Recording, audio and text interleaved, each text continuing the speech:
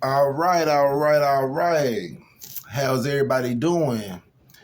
I am G, the seeker of truth. This is Spiritual Stake, and yes, your spirit is at stake. Now, we've been going through our Bible breakdown here at Spiritual Stake. We are in Exodus chapter 21.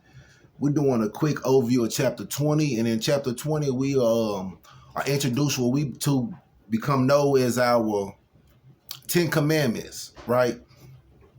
And I was asking in the last video about how it was in the 10 Commandments about not having graven images of anything in heaven above or the earth or the waters underneath.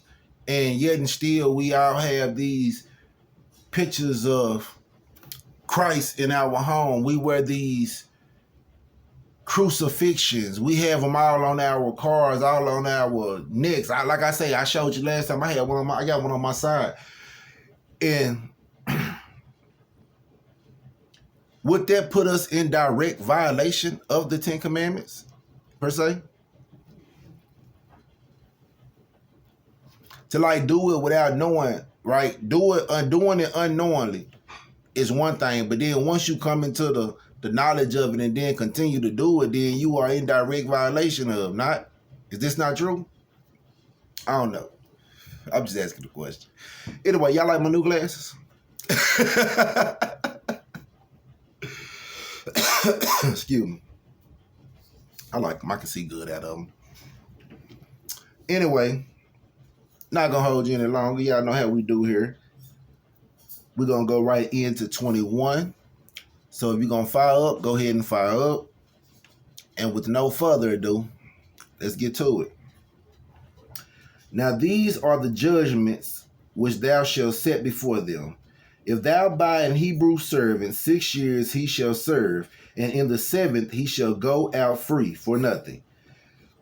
And if he came in by himself, he shall go out by himself. If he were married, then his wife shall go out with him. If his master has given him a wife, and she have bore him sons or daughters, the wife and her children shall be her master's, and he shall go out by himself. And if the servant shall... What? Hold on. Wait a minute. If thou buy a Hebrew servant, 6 years he shall serve, and in the 7th he shall go out free for nothing. If he came in by himself, he shall go out by himself. If he were married, then his wife shall go out with him. If his master have given him a wife, and she have bore him sons or daughters, the wife and her children shall be her master's, and he shall go out by... I get it now. I guess they saying like while he is serving, if he find like love within, I guess the plantation or whatnot, whatever you want to say it is. If he found love, then in the 7th year, when you release him, you got to let the wife go as well. But if his master gave him over like he was a breeder, gave him over to breed more, you know what I'm saying?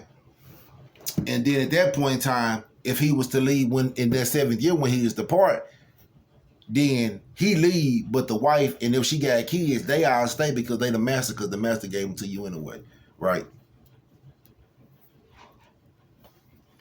At least that's what I just got out of it.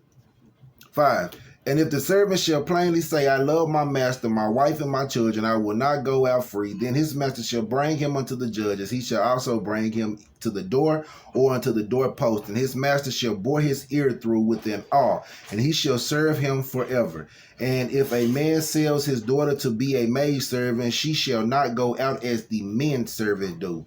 If she please not her master who has betrothed her to himself, then shall he let her be redeemed. To sell her into a strange nation, he shall have no power, seeing he has dealt deceitfully with her. And if he has betrothed her unto his son, he shall deal with her after the manner of daughters. If he take him another wife, her food, her raiments, and her duty of marriage shall he not diminish. And if he do not these 3 unto her, then she shall go out free without money. He that smiteth a man so that he die shall be surely put to death. And if a man lie not in wait, but God deliver him into his hand, then I will appoint thee a place whither he shall flee. So they say if you sit up and you plot to kill a man, you're going to be put to death. But if you in a physical altercation with another man and you just so happen to overtake him, then you're going to be provided provision to flee. Because they don't want no killers around them. I guess. That ain't theirs. We hate what that is, don't we? 14.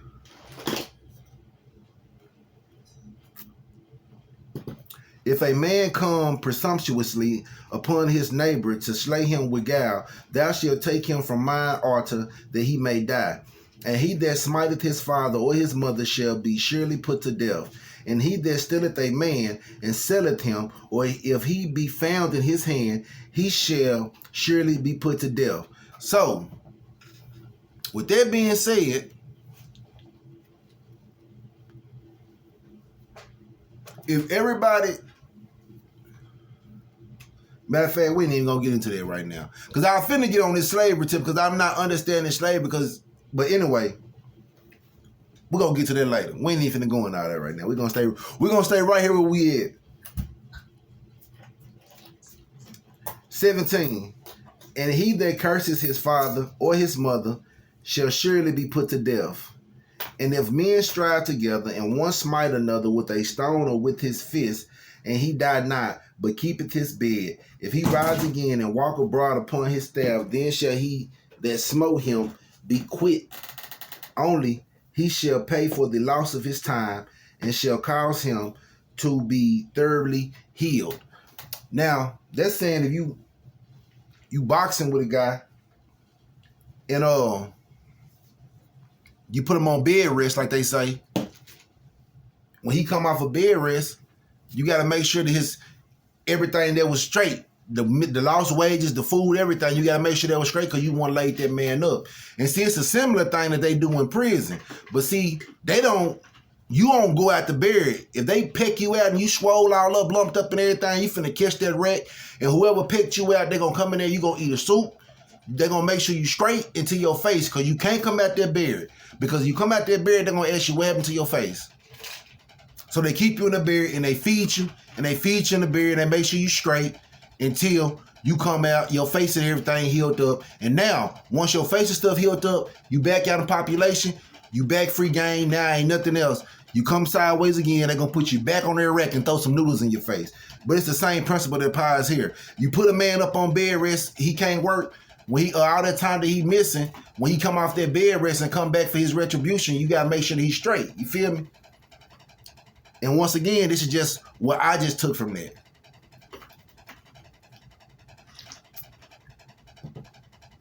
20. And if a man smite his servant or his maid with a rod and he die under his hand, he shall be surely punished. Now, with that being said, what about them slaves that got just beat and killed for nothing? By their masters, by the order, by the command of their master, right?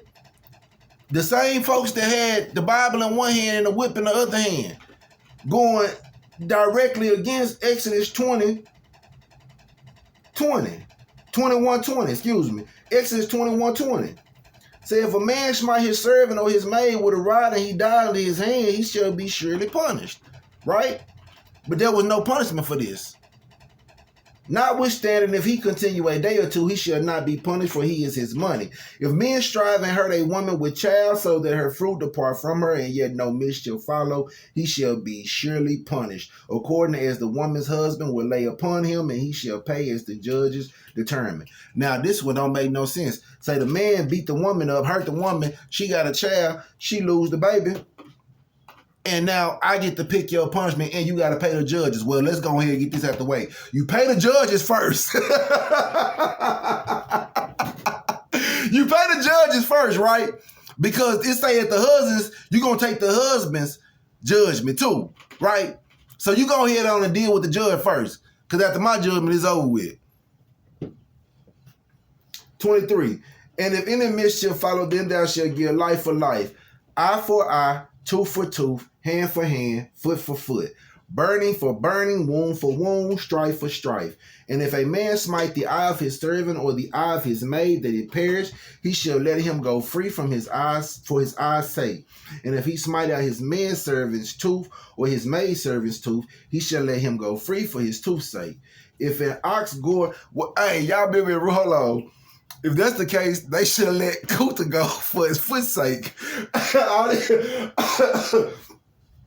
They cutting off. They say if you strike your servant and you knock their tooth out their mouth, then you gotta free them for their tooth's sake, because you done hurt them, right?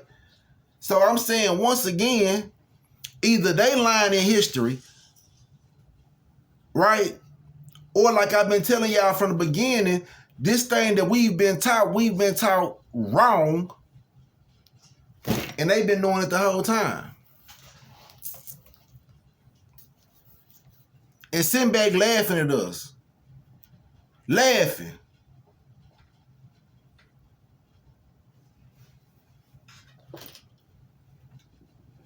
And you might don't mind, but I will not walk around in willful ignorance.